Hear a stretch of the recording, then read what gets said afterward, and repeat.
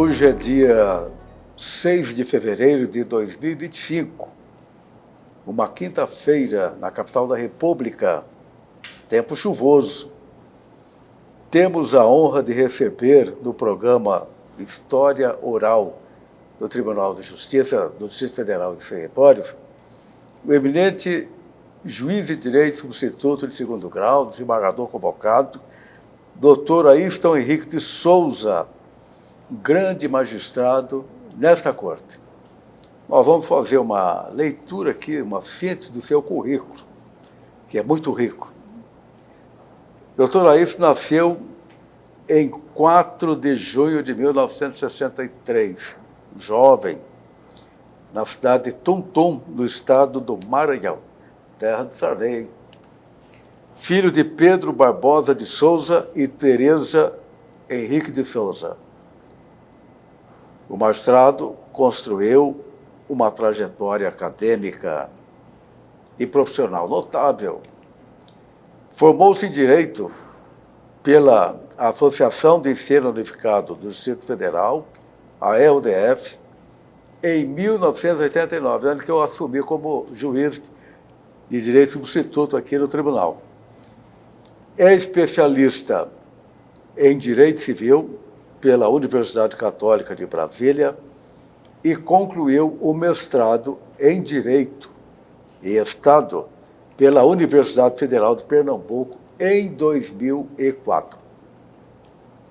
Iniciou sua carreira em 1982 na Comissária Aérea Brasília Limitada e logo depois trabalhou como escriturário no Banco Nacional. No serviço público, iniciou sua trajetória no Departamento de Imprensa Nacional, onde trabalhou entre 1983 e 1985. Em seguida, de 1985 a 1994, atuou na Justiça Federal de Primeira Instância. Em 1994, trabalhou por 2 meses no Instituto Nacional de Seguridade Social, INSS, antes de ser nomeado promotor de justiça adjunto do Ministério Público do Distrito Federal e Territórios, cargo que desempenhou de junho de 1994 a fevereiro de 1996. Sua carreira no TJ teve início em 1996, quando assumiu o cargo de juiz de direito substituto. Suas primeiras designações foram do Tribunal do Júri de Brasília, depois 18ª Vara Civil de Brasília, passou por varas da Fazenda Pública, além de atuar em varas cíveis, de família e juizados especiais. Em 2000, Dr. Ayston foi promovido ao cargo de juiz de direito. Durante sua trajetória, foi titular de importantes unidades, como o 4º Juizado Especial Civil de Taguatinga, a 6ª Vara Civil de Brasília e as 1ª e 2ª turmas recursais dos Juizados Especiais. Então, veja como o currículo é belo. Atuou também como juiz eleitoral na primeira zona eleitoral de Brasília, além de exercer funções de liderança em órgãos de relevância nacional, como o Comitê Nacional dos Juizados Especiais e o Fórum Nacional de Juizados Especiais. Paralelamente, ocupou cargos de destaque, como a presidência da AMAGDF, Associação dos Magistrados do Distrito Federal. Foi um grande presidente na AMAG. Parabéns, doutora Ayston. Sou testemunha que eu vivi todo esse momento. E também foi diretor-geral da Escola da Magistratura do Distrito Federal. E eu tenho um carinho especial pela escola. Eu ajudei a refundar essa escola que tem prestado relevante serviço à nossa área jurídica. Desde 2023, Dr. Ailton exerce suas funções como juiz de direito substituto de segundo grau, desembargador convocado, reafirmando seu compromisso com a excelência jurídica. Sua trajetória, portanto, é marcada pela constante atualização, participação em eventos e publicações relevantes. Entre suas obras acadêmicas, destacam-se A Equidade e seu uso nos juizados especiais cíveis, uma obra escrita em 2004, Novas direções na governança da justiça e da segurança, de 2006, e Manual de Mediação Judicial, um livro publicado em 2016. É uma honra muito grande para o programa História Oral do Tribunal de Justiça, do Distrito Federal dos Territórios, receber o eminente magistrado, grande político, possui uma liderança incontestável nesta corte, Dr. Ailton Henrique de Souza. Seja bem-vindo ao programa, que ficará disponível no canal do Tribunal no YouTube. E a sua transcrição ficará aqui no memorial para a eternidade, para as pessoas conhecerem a história desse grande magistrado. Seja bem-vindo ao nosso programa. Obrigado. Eu quero dizer que me sinto muito honrado com esse convite para participar desse programa que representa a história da magistratura do Distrito Federal e que traz na sua coletânea nomes de peso na história da Justiça Federal que nos influenciaram como magistrados, como mestres e como representantes da justiça local. Esse programa tem sido muito bem conduzido pelo desembargador Bellinati, que tem dado dinamismo a ele, a tirar pelas personalidades que tem passado. Então, eu me sinto muito honrado de participar desse programa, assim como me sinto muito honrado de fazer parte da Justiça do Distrito Federal e fazer parte da história do Distrito Federal, laborando no que a missão me chamar. Vossa Excelência está cumprindo sua missão nesta corte com muito brilho. Obrigado. Está honrando a toga em todos os momentos. Vamos falar um pouquinho da sua família. Eu li aqui no seu currículo que você nasceu no Maranhão. Eu queria que você falasse dos seus pais, a cidade que você nasceu, até quando você viveu no Maranhão? Nasci no município de Tuntum, não na cidade de Tuntum, mas em uma vila rural. Filho de uma família de 8, sou o quinto. Meu pai, Pedro Barbosa, já foi citado, minha mãe, Tereza, moravam em uma localidade chamada Javém, distante da cidade. E lá vivia até os 2 anos de idade. Meu pai trabalhava na lavoura, plantando arroz, feijão, mandioca. Por vezes, se dedicava ao fabrico artesanal de farinha. Tinha algumas cabeças de gado para a manutenção da família e tinha aquela vida até quando eu completei 2 anos de idade. E aí minha mãe sugeriu e concordou com meu pai de ele mudar para a cidade para colocar os filhos para estudar. Os outros já eram mais velhos, já estavam na época de pré-escola. E assim foi feito. Mas meu pai continuou trabalhando na roça. E com a família na cidade, era um tempo de sacrifício, porque a família na roça tinha menos mão de obra. Essa cidade? Essa cidade era Barra do Corda, é uma cidade já maior do que Tuntum. Sim, mas fica perto de São Luís, ou não? Não, fica longe de tudo. Há uns 400 quilômetros de São Luís. Certo. Fica na região central do estado. Bom, então seu pai ficou trabalhando na lavoura e a família foi para a cidade. A família toda morando na cidade. Então, meu pai morava na cidade e trabalhava na lavoura. Na lavoura. E assim, cuidou dos filhos até quando eles cresceram, começaram a trabalhar. Alguns irmãos mais velhos mudaram para Brasília. E aí, Mas você ficou nessa cidade? Eu fiquei até que ano? Até aos 17 anos. Então você fez, na nossa época tinha primário, ginásio, científico. Científico. Quando eu terminei o científico, Aos 17 anos... Você morava nessa cidade? Eu morando nessa cidade, Barra do Corda. Meus irmãos já moravam em Brasília, mais velhos, já eram concursados e me convidaram para vir morar em Brasília, fazer vestibular, fazer concurso, enfim, seguir a vida, seguir uma profissão. Porque no Nordeste, no interior do Nordeste, sobretudo, a dificuldade de arrumar emprego é muito grande. E principalmente para quem já decidiu que não queria seguir a profissão na agricultura, né? Então, eu vim para Brasília. E Brasília ainda é a terra da esperança. Ainda é atrativo. É a terra da esperança. É a terra da esperança, né? Então, eu cheguei aos 17 anos com essa ideia de trabalhar, de fazer concurso, fazer vestibular, enfim. Então, você veio morar em Brasília? É 81, 1981.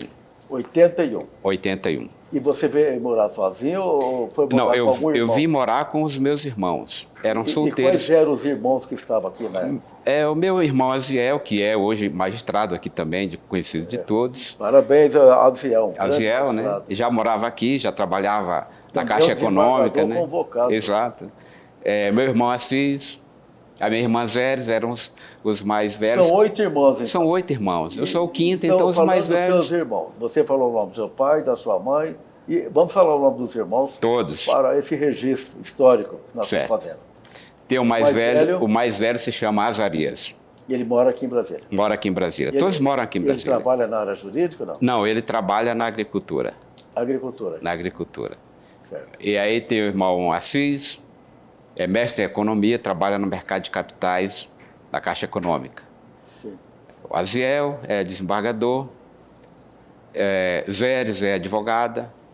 Depois de muito tempo também se dedicando ao serviço aqui na Justiça do Distrito Federal, era assessora técnica judiciária. Thalita, bancária.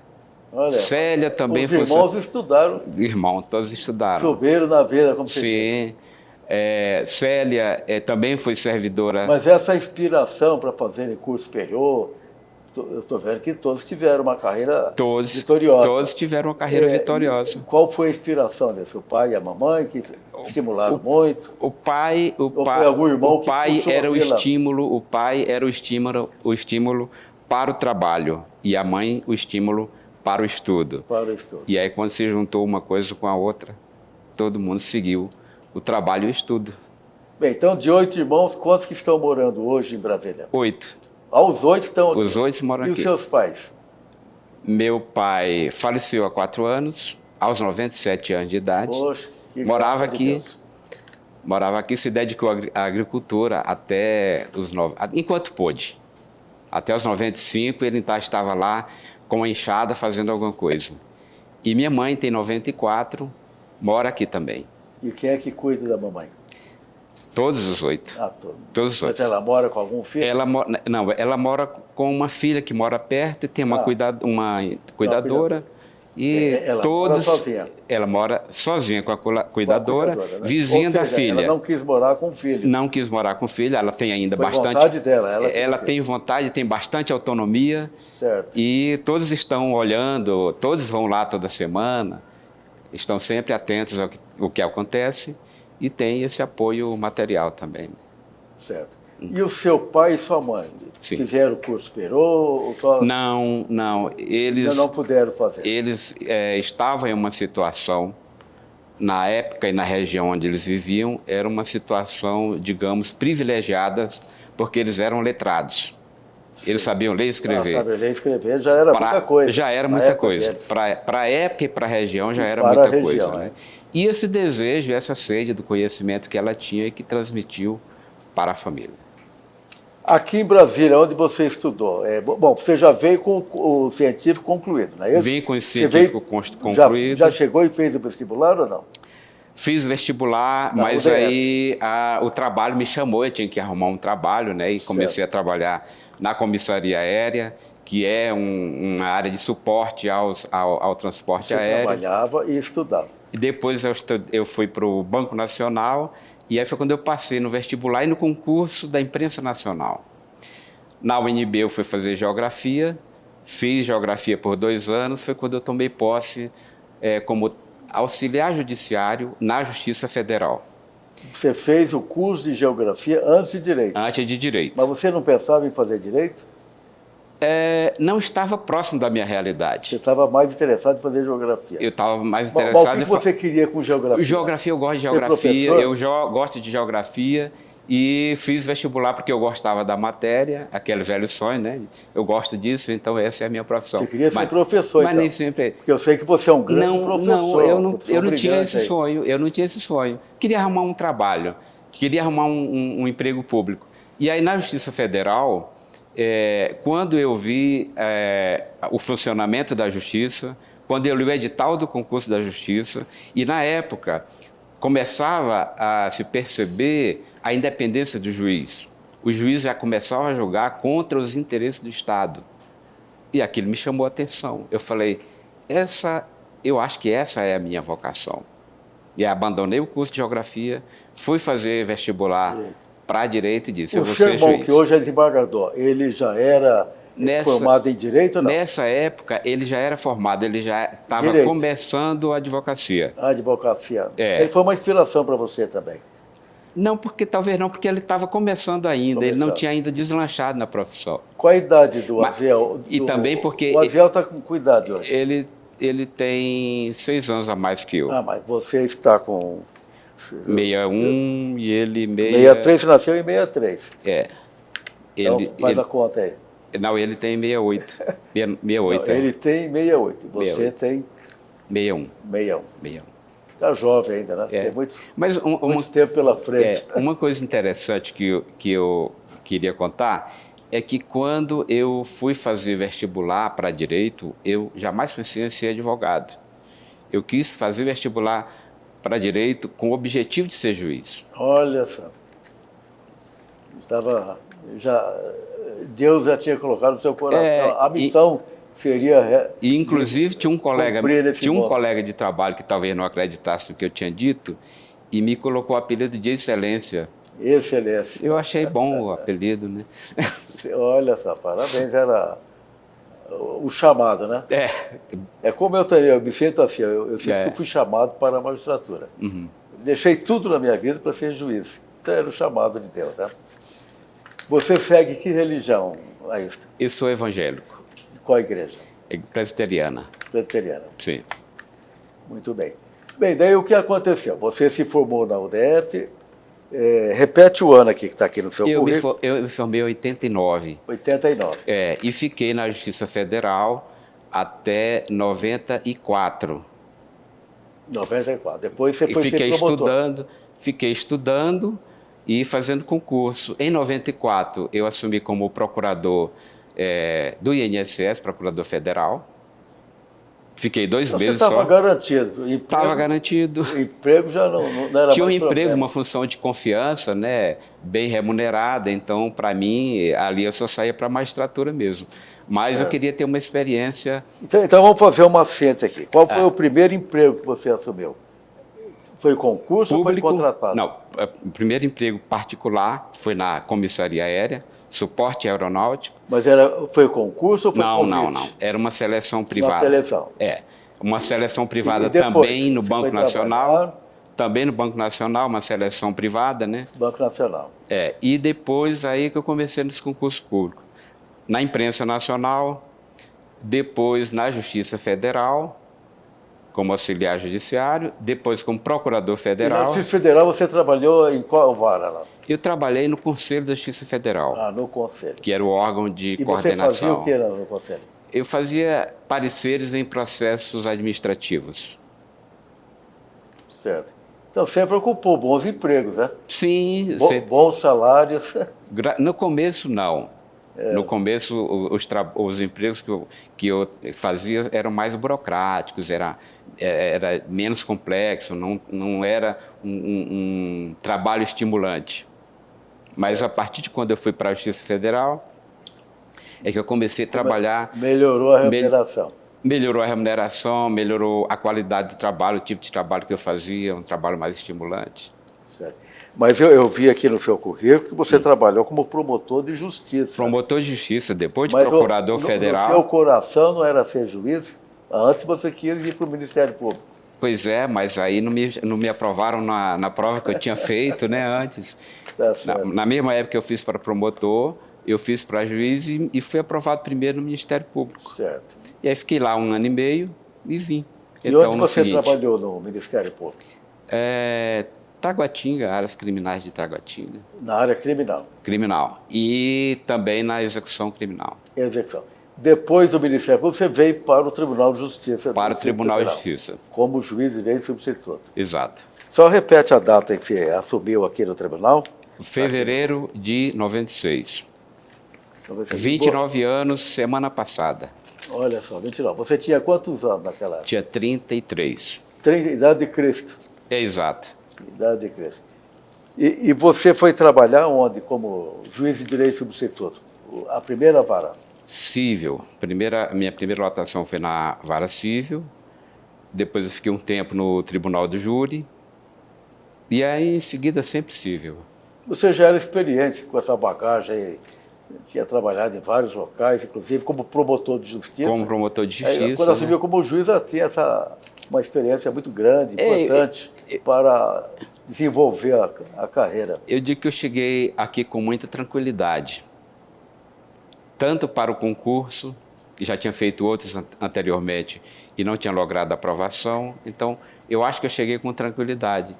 Eu nunca tive, assim, muito embaraço, graças a Deus, no desempenho do... Não estou dizendo que nunca erro, né? O errar é humano, mas eu cheguei tranquilo. Tranquilo. É. Seguro, né? Eu me senti sempre. Uma bagagem cultural muito grande, experiência profissional, isso conta a ponto. Eu acho que a minha trajetória de vida, uma vez eu ouvi um pensador dizendo que quando a gente conhece muitos estratos sociais em muitos lugares diferentes, você está capacitado para entender melhor a vida.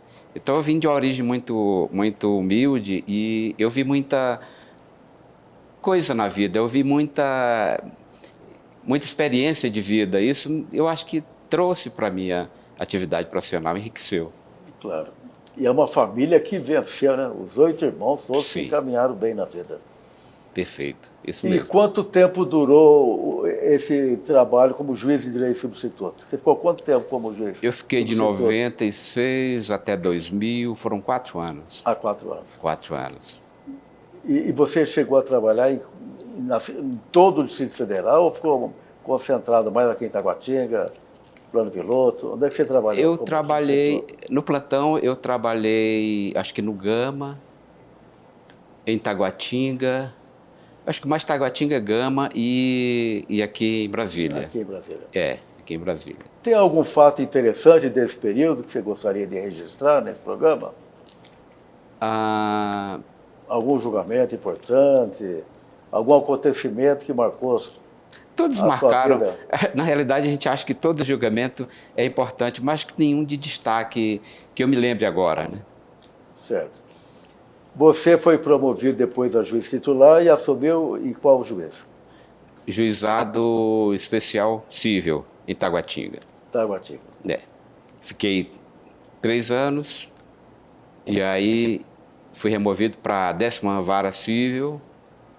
Fiquei aí mais 10 anos e em seguida fui para a Turma Recursal. Turma Recursal. E fiquei bastante tempo na Turma Recursal. Foram 12 anos na Turma Recursal. 12 anos, que beleza. Voltando à família, né? Sim. Nós demos um pulo aí para a sua trajetória profissional. Seus irmãos vieram para Brasília, você também veio, faculdade aqui em Brasília, e eu vi aqui no seu currículo que você fez mestrado em Pernambuco. Perfeito.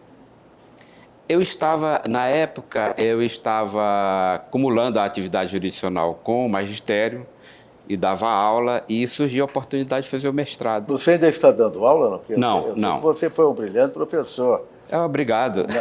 Em faculdade de Direito aqui. Obrigado. Você foi professor do meu filho. Eu lembro o Roberval, né? Roberval. Roberval José. Roberval e da sua filha também, os dois. Da Rosana. Rosana.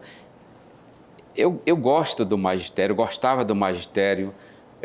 Hoje eu não dou mais aula porque eu senti que eu devia me dedicar com exclusividade à magistratura. uma carga de trabalho muito grande que não me deixava tranquilo fazer as duas coisas ao mesmo tempo. Mas nessa época eu dava aula e eu me senti inspirado a estudar sobre a equidade. E fui então, fiz o mestrado exatamente para pesquisar sobre a equidade e a utilização da equidade nos juizados especiais. Foi essa a minha dissertação de mestrado. Sobre sua família. Perfeito. Então você veio para Brasília, você se casou aqui em Brasília. Casei aqui em Brasília. Você tem quantos filhos hoje? Tenho 3 filhos. Qual é o nome dos seus filhos? O Igor tem 33, aliás, 32. A Laísa tem 30 e a Juliana, que tem 26. E eles estão fazendo o quê? Estudando, trabalhando? O Igor é jornalista no Senado Federal. A Laísa é advogada. Atualmente ela está fora de Brasília, mas é advogada. E a Juliana é estilista de moda. Poxa, trabalha em um ateliê que trabalha com vestido de noiva. Que beleza. Cada um seguindo o seu caminho. Cada um vida, seguindo né? o seu caminho. Mas você, como pai, como jurista, como juiz, desembargador, você não impôs ao filho, você vai ter que seguir a carreira do papai. Nunca. Liberdade total para vocês. É estímulo e liberdade. Nós temos colegas aqui, o filho é médico, resolveu seguir a medicina. Outro filho resolveu fazer física, biologia. Assim é a família, né? Cada um procura seguir a sua vocação. A gente não pode impor, né? Falar para o filho, você vai fazer direito, vai fazer concurso, vai ser juiz. Deus dá um talento diferente para cada um, né? É o grande desafio. Não é todo mundo que tem essa vocação para ser magistrado.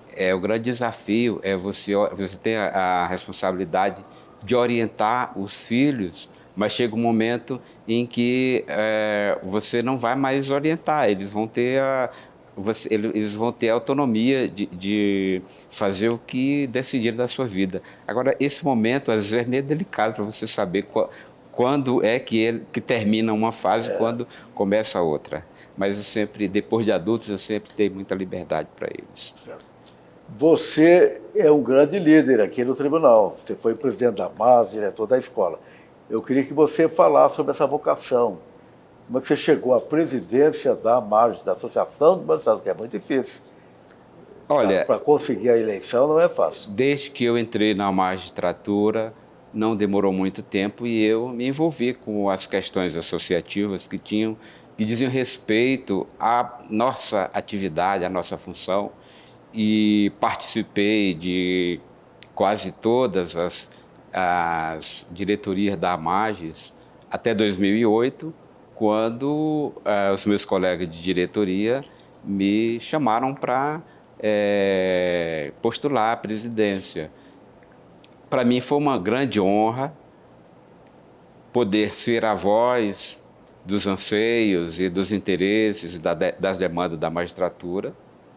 Me senti bastante honrado com isso, com a eleição, mas foi também uma grande responsabilidade transmitir esses interesses. O mandato foi de 2 anos? Foi de 2 anos. Você encerrou aí ou vai continuar na política? Não. Eu estou... Já deu sua contribuição? Já dei a minha contribuição. E qual foi assim, o evento mais importante nesse período como presidente da AMAGES? Olha... Você poderia destacar? Eu acho que nós tivemos grandes avanços na definição de algumas prerrogativas. Por exemplo, na época havia uma grande demanda em relação às condições de trabalho dos juízes substitutos, principalmente em relação à instabilidade de lotações e definições. Me parece que nunca mais ouvi algum problema com relação a isso, porque na época se conseguiu um regime de lotação muito interessante. Da mesma forma, existia um problema com na época, juízes convocados, né, que terminou que, na época, se conseguiu costurar junto às instituições da administração do Poder Judiciário um sistema que tem funcionado muito bem. Depois, o tribunal terminou encampando algumas ideias, criou a própria carreira, a cargo do juiz substituto de 2º grau. Eu acho que na época foram demandas que foram conduzidas e que foram bastante significativas. Foi uma administração muito atuante, muitas festividades, eu me lembro. Sim. Você acha que mudou muito? A atual administração é muito diferente da que você comandou na época? Cada tempo tem suas demandas. Eu acho que o atual presidente da associação está fazendo um excelente trabalho na defesa das nossas prerrogativas. Isso é uma unanimidade, me parece. E na escola da magistratura também... Não, mas eu quero saber por que você não continuou como presidente da magistratura. Você que não quis... Porque nós hoje temos um presidente... Eu falei, você cumpri a minha missão lá. Foi, é isso. A minha contribuição... Mas você poderia ter continuado, que você sempre teve muito prestígio na classe, mas resolveu dar espaço para outro colega. Eu acho que eu já cumpri, como eu disse, foi um período de muita responsabilidade e de muita demanda, e eu cumpri a minha missão. A missão. E eu acho que essa atividade, essa função deve passar por um processo de alternação. Eu acho que depois tivemos excelentes presidentes como o atual. Certo. Então você foi presidente da MAS 2 anos e depois diretor-geral da escola. Antes eu fui diretor-geral da escola. Antes da MAGES. Eu fui diretor-geral da escola. Eu queria que você falasse um pouco desse período. Na época a escola funcionava bem, mas a escola passou por uns desafios. O primeiro desafio da nossa época foi a criação de um Sistema Nacional de Escolas da Magistratura, hoje capitaneada pela Infam, e que na época apresentou algumas demandas. A nossa escola, na época, foi bastante consultada pelos técnicos que estavam na formação da Infam a respeito do funcionamento da formação de magistrados. Na época, a gente implantou os cursos, além do preparatório, o curso de iniciação foi alongado, foi regulamentado, em convênio com o tribunal, e em seguida também o curso de atualização, e em seguida o tribunal criou a própria escola, que é hoje o Instituto Luiz Vicente Sernichiari. Então foi também um período de mudanças na escola, né?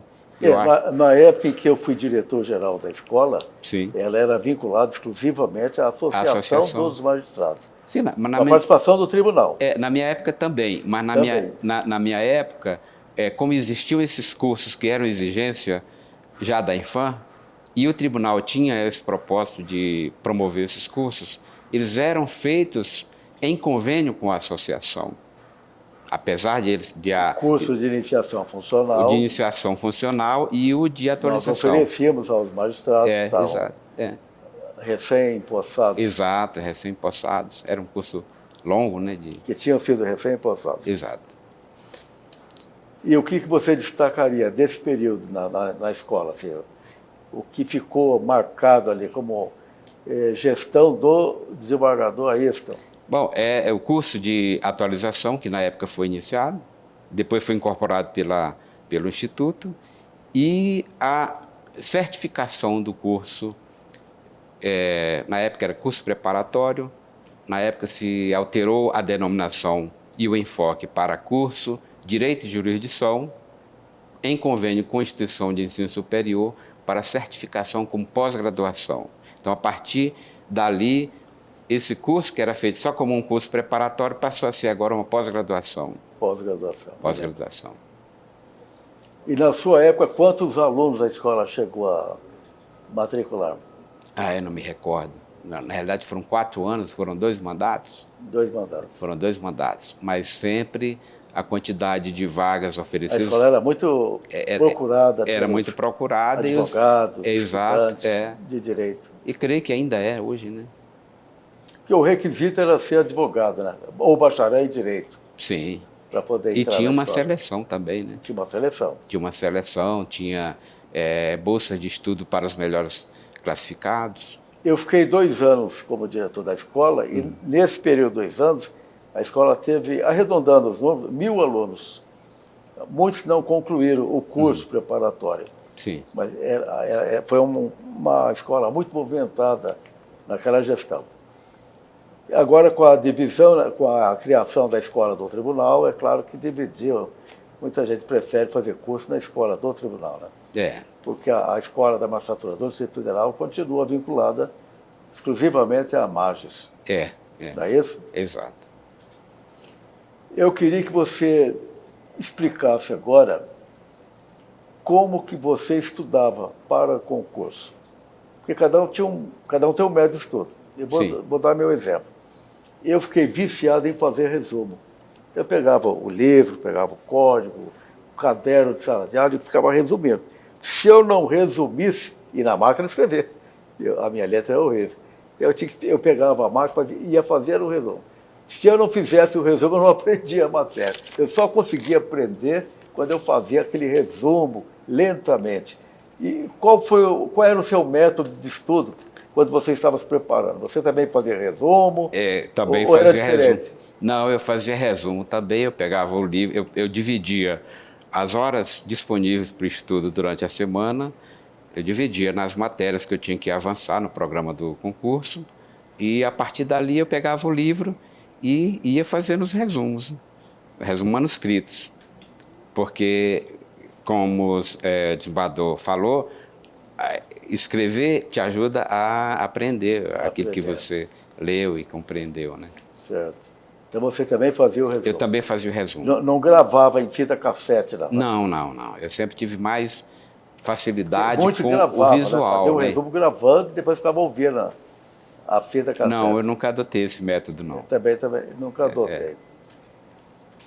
E o que você achou mais difícil nesse concurso para juiz que você foi aprovado? Tudo, como você falou, você foi tranquilo, né?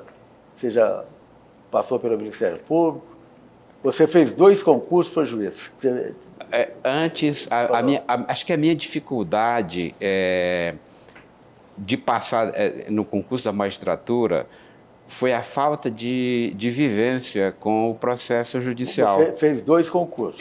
Então, os concursos anteriores que eu fazia, eu trabalhava, como eu falei, fazendo pareceres na área administrativa. Então, eu tinha o conhecimento teórico, mas não tinha a vivência de um processo judicial.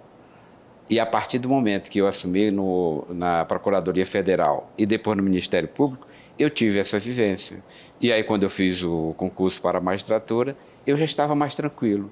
Então, eu já passei com mais tranquilidade nas provas escritas, que eram as provas de elaboração de sentença. Aquilo que eu estava na teoria, eu já sabia agora. Eu tinha mais facilidade para enfrentar na prática. Agora, se um advogado pedisse para você passar uma orientação, se ele perguntar, desembargador, qual o segredo para passar em concurso? Qual seria a sua resposta imediata? Eu acho que não existe, todo mundo quer esse segredo. Né? Não existe, é só muito estudo, né? É só muito estudo, muita dedicação. Eu acho que hoje em dia também a preparação ela está mais profissionalizada, a quantidade de cursos hoje é grande, né? Na minha época era raro, acho que tinha um curso só de preparação, esse eu nunca fiz, mas existia um só. Hoje em dia são vários. A tecnologia, a internet também, tem muitos cursos pela internet, tem coaches, né, que são pessoas preparadas para treinar o concurseiro. Hoje tem treinamento para a prova oral, como se comportar, como se vestir. Certo. Então, eu acho que eu estou meio desatualizado nessa. Você estudava sozinho, então? Basicamente eu estudava sozinho. E quantas horas por dia, quando estava assim, se aproximando do concurso? Eu acho que, em média, eu estudava 3 ou 4 horas por dia. E você já era casado naquela época? Tinha filhos? Já era casado, tinha filhos pequenos. Isso não atrapalhava, né? Porque tem gente que fala, eu não consigo estudar porque eu tenho família. Mas isso não é impedimento. Não, depende de cada situação. Na época, apesar de ter filhos pequenos, eu tinha disponibilidade de tempo para fazer uma programação. Você trabalhava, tinha família e tinha estudava. Família, mas a minha mulher não trabalhava, né? Então já era, eu acho que é difícil para quem tem financeiramente. É difícil para quem tem que levar a criança na escola e buscar e trabalhar. mas é a opção de vida de cada um, né? E também hoje em dia a gente observa que Ou seja, tudo é possível, né? tudo é possível, Não né? adianta falar, não vou fazer o concurso porque eu não tenho tempo para estudar. Aí, Não, mas você não tem tempo por quê? Ah, porque eu trabalho, tenho família. A pessoa tem que tirar um tempo para poder se preparar. é. Porque se não estudar, vai ficar difícil, né? Porque o nosso concurso é considerado um dos mais complicados. Mas eu observo também que Mais hoje em dia complexos. muitas das pessoas que passam nos concursos são mais jovens também, né? Mais jovem. Estão mais ainda no início da vida, talvez não tenham ainda esses compromissos e podem colocar o concurso como sendo Agora, o principal na sua objetivo. opinião, o que está acontecendo? Porque se inscrevem 5 mil candidatos, você olha lá, só 300, 200 e pouco consegue uma nota suficiente para continuar no concurso. O que está acontecendo com a nossa juventude? Que não consegue desempenho melhor. Como eu falei, eu estou meio desatualizado dessa área dos concursos. Na nossa época, era porque o concurso era rigoroso e tinha que ser mesmo. Continua, né? Não é? Continua.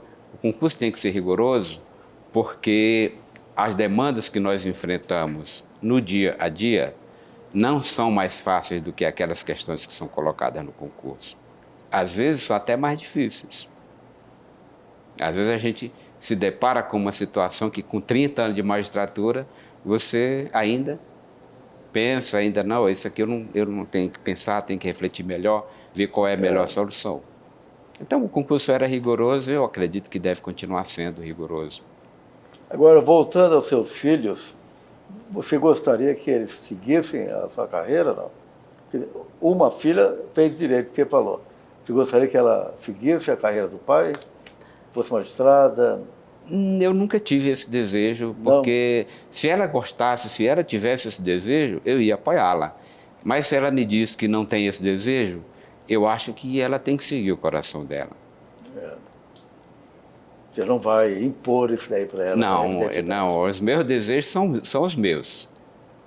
Os dela são os dela. Certo. Embaixador Ailton, você disse que está com 29 anos de carreira na magistratura. Perfeito. Certo? Então, 29 anos, você tem 61 anos. 61. Então, mais 14 anos de tribunal. Mais 14 anos ainda. Pela compulsória, né? Se Exato. Deus permitir, né? Se Deus permitir. Desses 14 anos, o que você espera da magistratura? Você tem algum projeto? Atualmente, você está como desembargador convocado e está trabalhando em qual turma? Atualmente, eu estou como juiz de direito segundo grau, trabalhando na 4ª turma. Gosto muito... 4ª turma civil. 4ª turma civil. Gosto muito, me identifico muito com o trabalho colegiado. É muito enriquecedor se compartilhar a decisão, divergir ou, às vezes, ouvir divergência do seu voto. Ainda que não haja divergência, um ponto de vista... Isso faz parte, né? Faz parte da nossa vivência, faz parte da nossa função. É muito enriquecedor e nos faz crescer como profissional e como ser humano também. É uma experiência de que a gente se priva quando atua no juízo unipessoal, no 1º grau, né? Então, essa experiência tem sido muito boa na 4ª turma. Estou com excelentes colegas. Quem é que está trabalhando lá hoje? Desembargador Sérgio Rocha, desembargador James Eduardo, desembargador Abib, todos muito respeitosos, de muito bom conhecimento, todos de muita cultura. Escalão, né? Magistrados de escola. De escola, todos de escola. Tem sido uma convivência muito boa.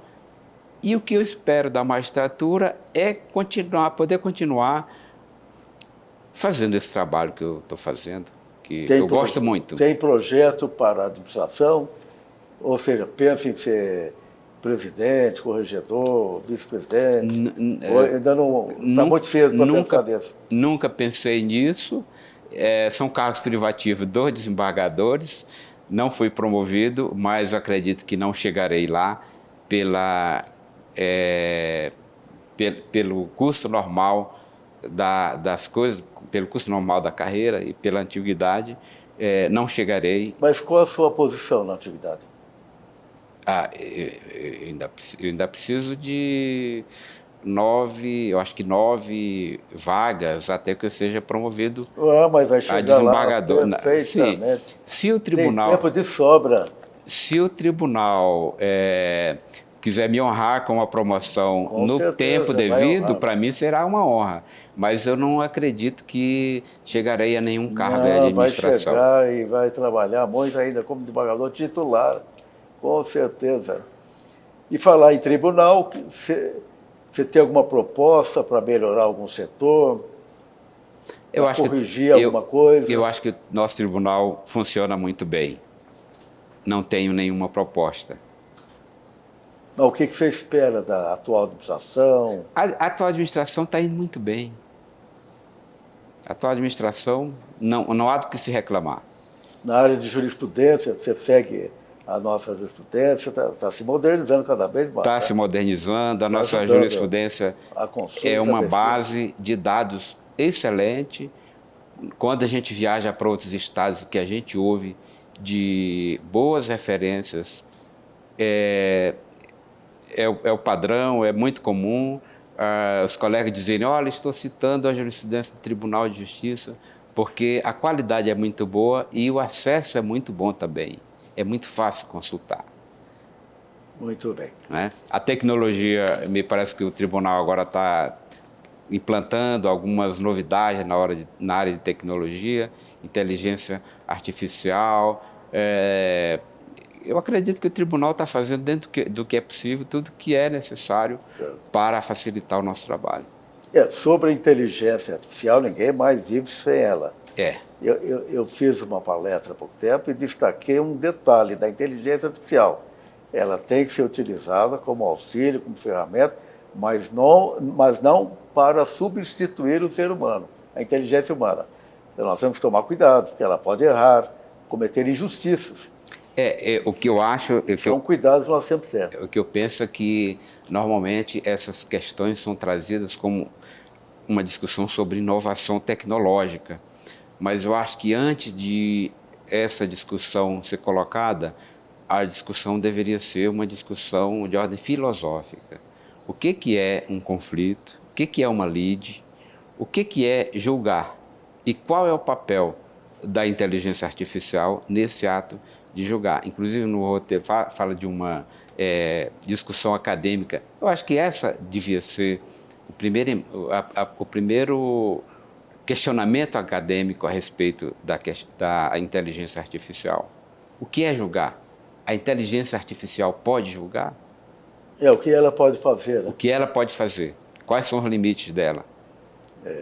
Nós não podemos confiar cegamente na ferramenta, na máquina. Né? Não, é exato. O ser humano tem que fazer a revisão do trabalho oferecido. Tem muita coisa que ela pode fazer no auxílio para que nós, juízes, façamos o nosso mistério. Tem muita coisa. Há um universo muito grande a ser explorado. Mas o juiz continua sendo o julgador. Verdade. Né? Por mais que a inteligência artificial produza... Não dá para jogar a culpa na máquina. Né? Não dá. A sentença saiu errada, a culpa é da máquina. Não. A culpa é do juiz que não fez a revisão. Exato. Por mais que ela produza um texto perfeito, ali não é uma sentença, ali não é um acordo, é só um texto. O juiz que leu e assinou fez dele um acórdão ou uma sentença. E isso é indelegável, né? E você acha que onde é que vai chegar essa inteligência artificial aqui no tribunal? Porque nós já estamos usando a inteligência artificial em todos os setores para fazer sentença, decisões, passos, acordos, emendas. Não consigo imaginar quando entrei aqui há 29 anos, a gente usava a máquina de escrever para os atos mais complexos. Mas na maioria dos atos era o despacho manuscrito. Era despacho manuscrito. Não tinha assessor, não tinha base de pesquisa. Tinha o código, a lei seca e, olha, até quem sabe um comentado, era o máximo que se conseguia. Mas hoje tem base de dados, tem sistema informatizado e agora inteligência artificial. Então, eu não consigo prever qual será o próximo passo. Né? Certo. Tomara que seja só para o bem. Tomara, mas essas coisas normalmente vêm para o bem e também para o mal. Elas são neutras, né? A forma como nós vamos usar, ou permitir que sejam usadas, é que levam ao bem ou ao mal. Tá certo. Desembargador Ayrton, eu gostaria agora, nós estamos chegando ao final da nossa entrevista, que você definisse, para quem está acompanhando essa entrevista, quem é hoje, com toda essa experiência, desembargador Ayrton. Como é que você se vê quando você olha no espelho? Quem sou eu hoje? Difícil responder, não, mas pode pensar. É uma pergunta muito profunda. Ayrton Henrique de Souza, como é que você está se vendo hoje? Eu estou cada vez mais... Não precisa falar, estou de cabelo branco, com barba. Isso é visível. Já estou com 61 anos. Isso é visível. Eu estou mais convencido da importância de se observar a vida, as coisas simples da vida e as coisas da natureza como a melhor forma de fazer justiça e de alcançar a integridade que toda pessoa precisa para ser feliz. Continue inspirado e acreditando na justiça. Certo. E o bom juiz, na sua opinião, quem é o bom juiz? Como é que você definiria? O bom juiz. O bom juiz. Fulano é um bom juiz. O outro lá é um péssimo juiz. Qual seria a sua definição? Outra dificuldade é julgar o bom juiz. Mas eu acho que quando se tem muita disposição para o estudo, para o conhecimento, muita disposição para investigar as circunstâncias e os fatos de cada situação, de cada conflito, e para ouvir, sobretudo ouvir, a gente está no bom caminho para se tornar um bom juiz. Tá certo. Eu queria agora, para encerrar, portanto, a nossa entrevista, que você deixasse mais uma mensagem para sua família, para os seus ex-alunos, para os servidores aqui do tribunal, para todos aqueles que estão acompanhando esse seu depoimento histórico. Bom, eu quero aqui mais uma vez agradecer ao desembargador Bellinati pelo convite de participar desse programa, desse episódio desse programa. Para mim foi muito enriquecedor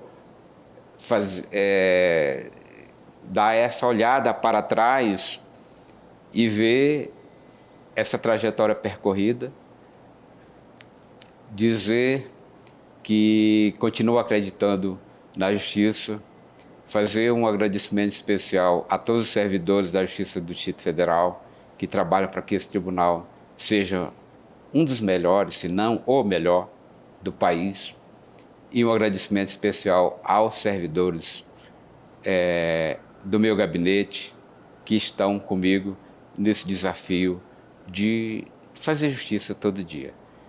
E mandar um grande abraço para todos os meus familiares. Minha esposa, Luciane, meus filhos, meus irmãos, sobretudo a minha mãezinha, que com muito sacrifício, muito sonho, construiu essa família. Um agradecimento também muito especial ao tribunal, que sempre tem honrado e respeitado os seus juízes. Muito obrigado.